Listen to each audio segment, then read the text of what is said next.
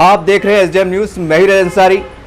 आज हम उस्मानपुरा के भाग शंभू नगर में आए हैं और हम आपको तमाम दर्शकों को बता दें कि लोकशाही विचार मंच एक संगठन है जिसमें सभी धर्म जाति के लोग जुड़े हुए हैं और इस संगठन का एक ही लक्ष्य है, समाज का ऐसा वर्ग जो बिछड़ा है, दुर्बल है और कहीं ना कहीं अन्याय का शिकार है, उनकी लड़ाई लड़ना और उनको इंसाफ दिलाना है। चलिए हमसे कुछ चर्चाएं करते हैं। और आजकल देख रहे हैं आपके सियासत में बड़ी उथल पुथल चढ़ रही है, तो हर पार्टी की, हर संगठन की अपनी भूमिका होती है, इसके बारे में आपको संदेश?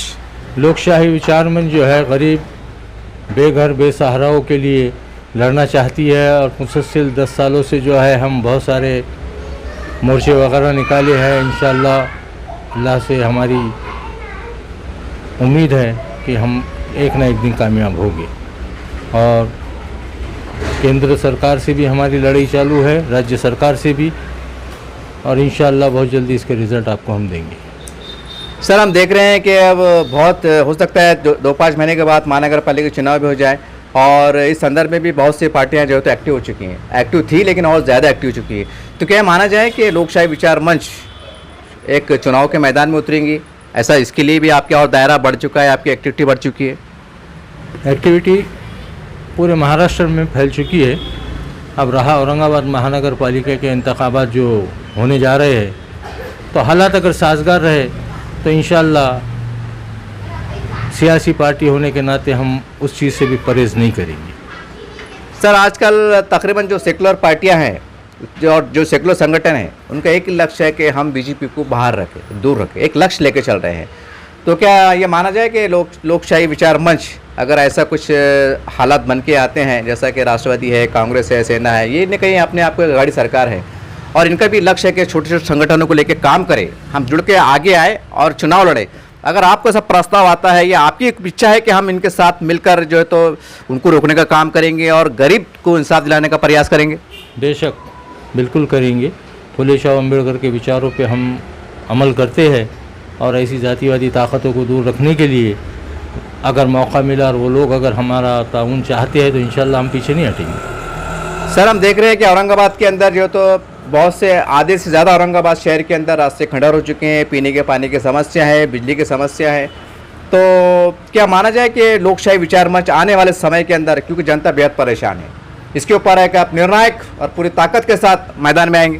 बेशक, बिल्कुल। और हमारे मौके पर हमने हर वक्त जो है कॉरपोरेशन को आगाह किया है और हमेशा हमको आश्वासन मिले है। लेकिन अब ये कोरोना पीरियड है, ये जैसा थोड़ा हल आहिस्ता आहिस्ता ख़त्म हो जाता है, इसके बाद जो हम लोग रोड पर उतरेंगे कॉरपोरेशन के ख़िलाफ़। जो रास्ते, पानी वगैरह वगैरह जो मसले नागरिक सुविधा है, इसके हक़ में जो है हम बहुत बड़ा भी आंदोलन खड़े करने जा रहे हैं। इस वक्त शहर के मौजूदा हालात को देखते हुए और सियासी उथल पुथल को देखते हुए सबसे पहली प्राथमिकता वाला आप काम कौन से करने जा रहे हैं? सबसे पहले हम हर समाज को जो है तो इकट्ठा लाने की कोशिश कर रहे हैं और इंशाल्लाह सबसे पहले वही काम करेंगे।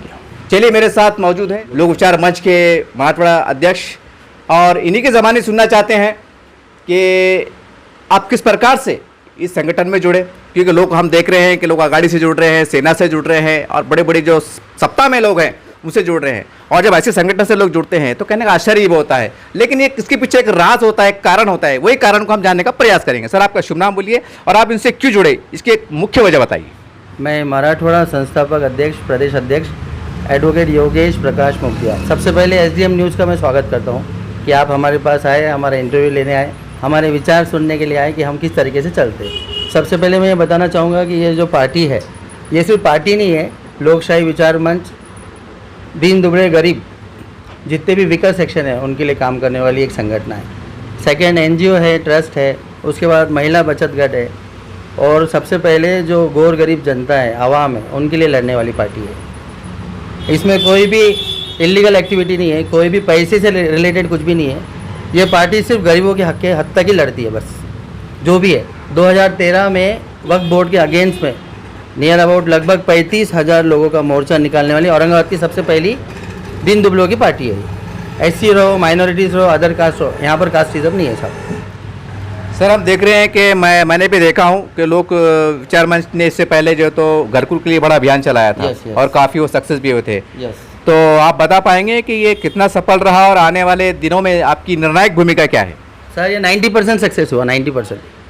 आवाम ने बता दिया कि वो जो पैसे देते उसके लिए वोट के लिए नहीं आते। आम जनता जो है बिना पैसे के और बिना कोई स्वार्थ के सिर्फ लड़ाई के लिए आई थी। उनको जो घरकुल योजना के घर मिलना था 35,000 35,000 कोई मजाक नहीं है। औरंगाबाद जैसे टाउन में सिटी के अंदर मोर्चा निकालना 35,000 लोग आए थे साहब। चलिए, मेरे साथ मौजूद है इस संगठन के संस्थापक अध्यक्ष और आशीष गायकवाड़ साहब नाम है इनका, आप देख रहे होंगे पोस्टर पे नाम भी है, तस्वीर भी है। सर आप ये बताइए, संगठन तो बहुत बनते हैं, बन भी रहे हैं, तो और कहने की लोगों की आशाएं भी जुड़ी जाती हैं, तो आप दर्शकों को और ख़ासकर औरंगाबाद वासियों को ये बताना चाहेंगे आपकी जो से कि आपने इसकी स्थापना क्यों की, आपका लक्ष्य क्या है और आपका संदेश क्या है? छोड़ दीजिए। औरंगाबाद शहर हे आशिया खंडामध्ये सर्वात प्रगतिशील असं शहर आहे। या शहरामध्ये खेड्यापाड्याचे जी काही मंडळी आहे, जे काही बेसहारा होते किंवा बेकार होते, असे येऊन या ठिकाणी इंडस्ट्रियल एरियामध्ये कामाला आले, शिक्षणाच्या निमित्तानं कामाला आले आणि हे कामधंदा करत असताना ते वेगवेगळ्या ठिकाणी वेगवेगळ्या पद्धतीने राहिले आणि वेगवेगळ्या संघटनेशी संबंधित झाले। या ठिकाणी औरंगाबाद शहर हे महाराष्ट्रामध्ये क्रांतीचं शहर आहे। या शहरामध्ये विविध पक्ष संघटनेचे नेते आहेत। प्रत्येक संघटनेच्या प्रत्येक पक्षानं सर्वसामान्यांना फक्त वापरूनच घेतलं असा माझा स्वतःचा अनुभव आहे। माझे सहकारी आमच्या लोकशाही विचार मंचाचे प्रणेते माननीय अज्जूभाई मेराज खान साहेब आणि सर्वच पदाधिकारी हे वेगवेगळ्या पक्षातून आले, परंतु प्रत्येकानं प्रत्येक पक्षानं प्रत्येक नेत्यानं सर्वसामान्यांना वापरूनच घेतलं आणि म्हणून सर्वसामान्यांचे जर प्रश्न सोडवायचे असतील तर त्याच्यासाठी एक लोकशाही मानणाऱ्यांचा एक कुठंतरी मंच असावा, हे उद्देश घेऊन आमचे जे काही पदाधिकारी आहे ते सगळे एकत्र आले आणि त्यांनी लोकशाही विचार मंचाची ही ठिकाणी स्थापना केली। राज्य निवडणूक आयोगात त्याला नोंदणी केली आणि सर्वसामान्यांचे वेगवेगळे प्रश्न घेऊन आम्ही आता वेगवेगळ्या परंतु लोकशाहीच्या हत्यार हातात घेऊन आम्ही लढतो। सर हम देख रहे हैं कि बीच में अभी ये मुस्लिम समाज के लिए 5% आरक्षण की भी बहुत चर्चाएं चली हैं, तो मैं आपसे सीधे तौर पे पूछ रहा हूँ कि आपके संगठन का खासकर, क्योंकि मुस्लिम समाज के साथ हमेशा ये होते आया है कि जिसके साथ भी गया कुछ ना कुछ धोखा हुआ, फ़ायदा तो कम हुआ, ये एक कड़वी सच्चाई, ये सच है। तो क्या माना जाए कि आपका संगठन मुस्लिम समाज, यानी हम खाली मुस्लिम समाज की बात नहीं कर रहे हैं, दलित समाज को भी न्याय मिलना चाहिए, उनका कहना कि है, तो उनके लिए आपका कोई योगदान या कोई संदेश?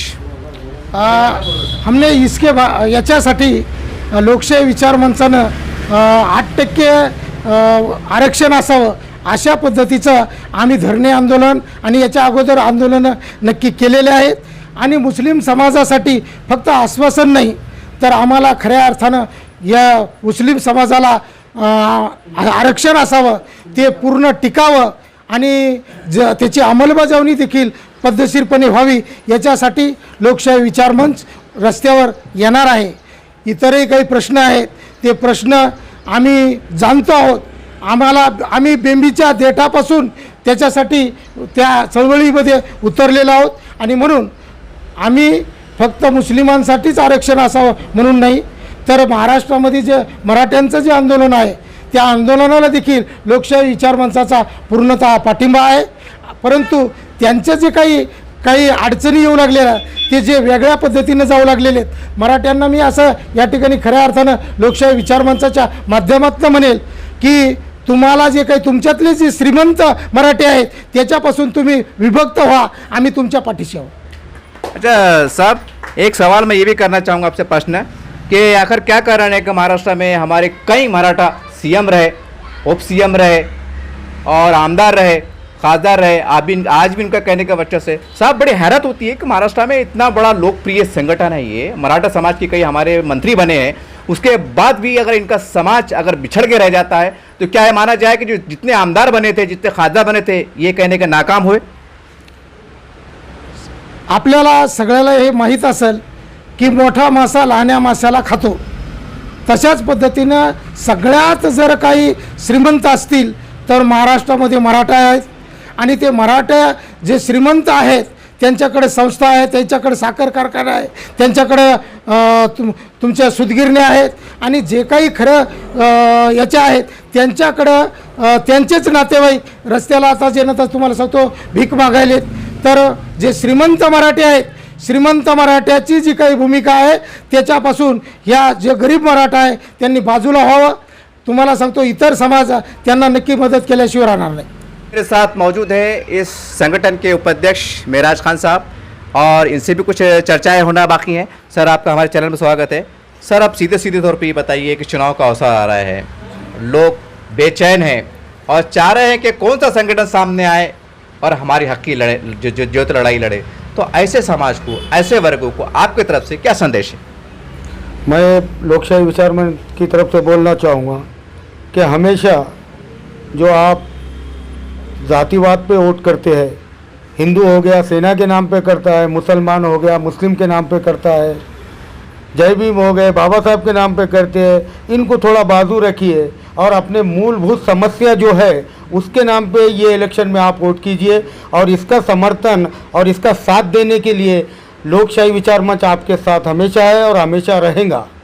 सर, हम देखें कि किन्नर समाज भी एक ऐसा समाज का पिछड़ा वर्ग कहलाता है और जब इस शब्द का उपयोग होता है तो कहने की अलग अलग सी मानसिकता निर्माण होती है और जो रियलिटी में एक कुदरत की तरफ से एक ये है, एक नियम है कि उसको आप कुछ नहीं कर सकते. तो ऐसा समाज भी आज संघर्ष कर रहा है, वो चाह रहा है कि हम आगे बढ़े, संगठित हो, एकत्रित हो. इसके बारे में आप क्या कहना चाहते हैं? बहुत अच्छा सवाल करे साहब. इनके बारे में आज तक किसी पक्ष ने सोचा नहीं, इनको ना संगठित करने की कोशिश किया है. सब अपने फ़ायदे के लिए सिर्फ उनको अपने मनोरंजन के लिए इस्तेमाल करते हैं. लेकिन लोकशाही विचार मंच ने औरंगाबाद ज़िला अध्यक्ष किन्नर को बनाया है और किन्नरों की एक संगठन बनाने का काम लोकशाही विचार मंच कर रहा है और उनके जो समस्याएं हैं वो दूर करने की कोशिश कर रहा है. और कलेक्टर से अभी हमने कॉरपोरेशन कमिश्नर को भी ये दिए हैं कि औरंगाबाद शहर में किन्नरों को असल में लोग हिकारत की नज़र से देखते हैं, क्योंकि जाके हालांकि वो भी एक हमारी तरह इंसान है, लेकिन लोग उनको किराए का घर देने से झिझकते हैं, लोग उनसे दूर रहते हैं, लोग उनको एक अलग तो उनकी मिजाज एक ऐसा चेंज हो जाती है. किन्नर जहाँ आ जाता है तो उसके लिए लोकशाही विचार मंच ने कॉरपोरेशन एडमिनिस्ट्रेटर अभी अस्ति कुमार पांडे को एक निवेदन किया है कि साहब औरंगाबाद शहर में आप एक 2 एकड़ जगह उपलब्ध करा के दीजिए इन लोगों को.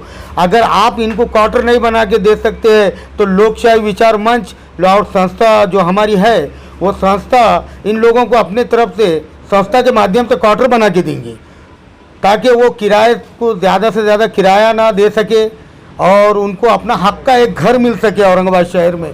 जो जब तक उनकी ज़िंदगी है वो ज़िंदगी तक वो क्वार्टर में रहे, फिर वो जाने के बाद कोई दूसरा आके अपनी इज्जत की ज़िंदगी गुजारे. और अभी नेहरू भवन को डेमोलिश कर रही है कॉरपोरेशन, तो हमने कहा है कि इन लोग जो भीख मांगते हैं नाकों पे ठहर के यहाँ वहाँ जहाँ पे और जिनका जो भीख मांगने जगह, हालांकि एक इंसान है, इनको भी अपनी ज़िंदगी जीने का पूरा अधिकार है. संविधान में उनके लिए भी अधिकार दिए गए हुए. अभी सुप्रीम कोर्ट ने भी कहा कि इनको समानता देना चाहिए, लेकिन ऐसा अमल में कुछ नहीं आ रहा. इसलिए अस्ति कुमार पांडे साहब को हमने कहा कि नेहरू भवन को उसको दुरुस्त करके उनमें अपनी कला बताने के लिए वो नेहरू भवन को डेवलप किया जाए और तीर्थपंथियों के प्रोग्राम्स के लिए नेहरू भवन को समर्पित करो. ऐसा हमने उनसे आग्रह किया है. देखते हैं आगे क्या होता है. वैसा नहीं तो ऐसे कई भवन पड़े हुए हैं जो तीर्थपंथियों के मनोरंजन, वो अच्छा मनोरंजन कर सकते हैं, बेचारे घर घर जाके कर सकते हैं.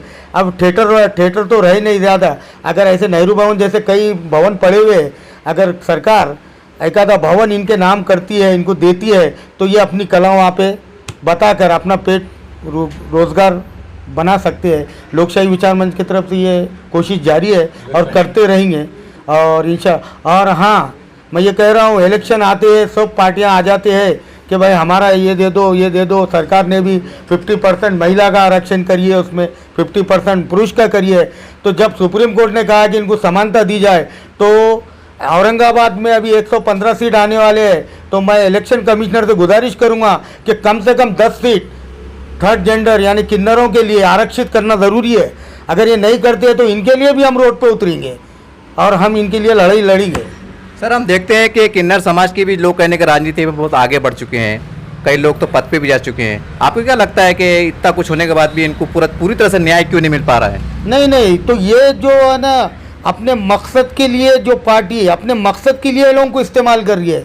इनकी जो अहमियत है, ये भी एक इंसान है, ये बताने का काम किसी पार्टी ने नहीं करी है। और ये लोकशाही विचार मंच कर रही है कि तुम भी इंसान है, भले एक लेडीज है एक जेंट्स है तो तुम भी किन्नर है, तो तुम भी एक इंसान है और इंसान को संविधान में जो अधिकार दिए गए हैं वही अधिकार आपको अमल में लाना है। ये पार्टी अपने मकसद के लिए यूज़ कर रही है, इसके लिए वो किन्नरों को भी होश में आना चाहिए और उन्होंने आके लोकशाही विचार मंच से जुड़ना चाहिए। मैं उनको आह्वान करता हूँ, आओ लोकशाही विचार मंच से जुड़ो उन्हों, और उनके लिए लोकशाही विचार मंच हमेशा स्टेट गवर्नमेंट से सेंट्रल गवर्नमेंट से लड़ने के लिए तैयार है। ये थे लोकशाही विचार मंच के संस्थापक अध्यक्ष और तमाम पार्टी के संगठन के जिम्मेदारान। कुल मिला के हमने इनसे चर्चाएं की। कुल मिला के इसमें दो बात बहुत निकल के आती है। एक ये कि एक पिछड़ा समाज किन्नर समाज के बारे में जैसा इन्होंने कहा है, वाकई ये बहुत आश्चर्यजनक बात भी है और न्यायपूर्वक बात भी है कि किन्नर समाज के लिए किसी भी संगठन ने इतनी ताकत के साथ आवाज़ नहीं उठाई है और इन्होंने उठाई है। एक बहुत बड़ी बात है, हम समझते हैं मानवता का बहुत बड़ा काम है। दूसरा, राजकीय दृष्टिकोण से एक बहुत बड़ी बात निकल के आई है कि मराठा समाज के इतने सीएम हुए, आमदार हुए, खासदार हुए, फिर भी आज वो समाज अपने आरक्षण के लिए लड़ रहा है, रोड पे आया है। तो सोचिए, मुस्लिम समाज है और जो पिछड़ी जाति के लोग हैं, जब इनको सीएम में रहते हुए और इक़्तिदार में रहते हुए, सत्ता में रहते हुए अगर उनको न्याय नहीं मिला तो ये लोग कहाँ गिनती में आते हैं? यही कुछ संदेश यहाँ से जा रहा है। उम्मीद करते हैं कि आने वाले समय में लोग जागेंगे और इस तरह के संगठनों को मजबूत बनाने का काम करेंगे और अपनी राजनीतिक भूमिका में आप अपना किरदार अदा करेंगे।